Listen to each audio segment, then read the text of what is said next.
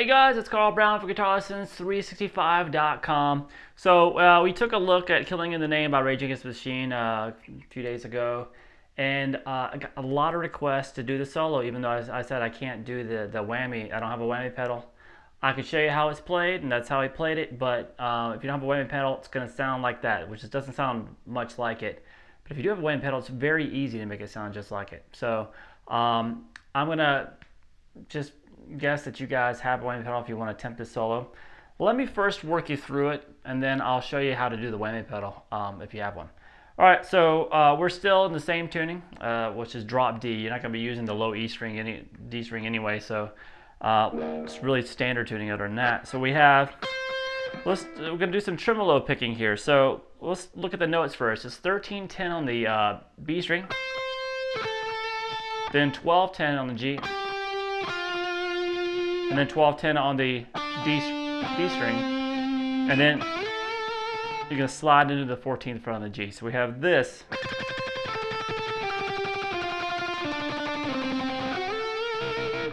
All right, so tremolo picking is basically picking as fast as you can on just one note. Try to keep everything nice and relaxed in the forearm and in the wrist, and then the motion as small as you can. And you basically do that about 8 notes on each one.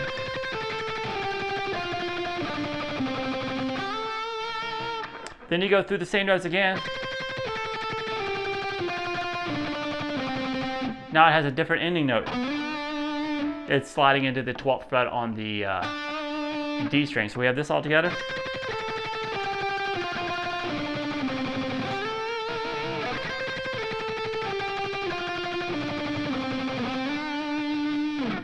All right, so what's going on with the whammy pedal there?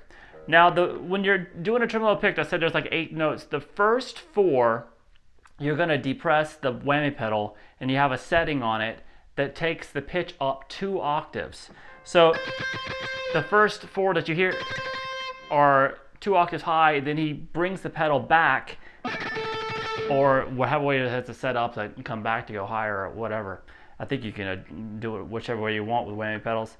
And then the second 4 notes on the note are in the at a regular pitch. So 2 octaves up, regular pitch. And then you do the same thing on the next note. Whammy, normal, whammy, normal, whammy, normal, whammy, normal. And then whammy pedal 2 octaves higher for that last note.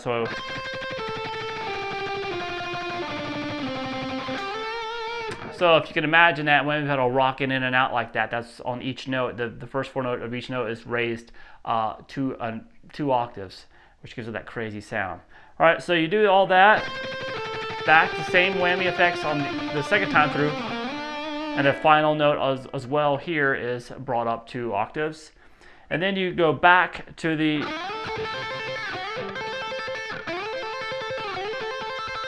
He's doing this little trill between 10 and 13 on the beat. And he brings the whammy in 2 octaves higher, then brings it down, and then does a trill again and brings it back up. So as you kind of go off the note, you bring the whammy pedal back. It's kind of rocking with it. And then the same thing between 10 and 12 on the G string. And then you bring it up back to the 2 octaves higher, sliding into 15 on the B, then 17 on the B, and then 13 on the G. All right, so just for an exercise here, let's go through it. I'll play through the whole solo at a little slower tempo for you. Here we go.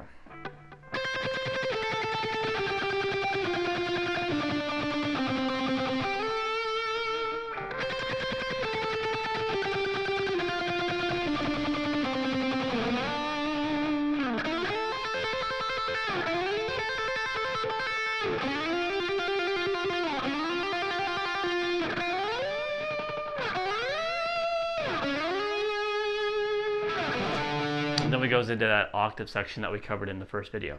All right, so I hope you guys enjoyed it. I'll see you again soon for GuitarLessons365.com.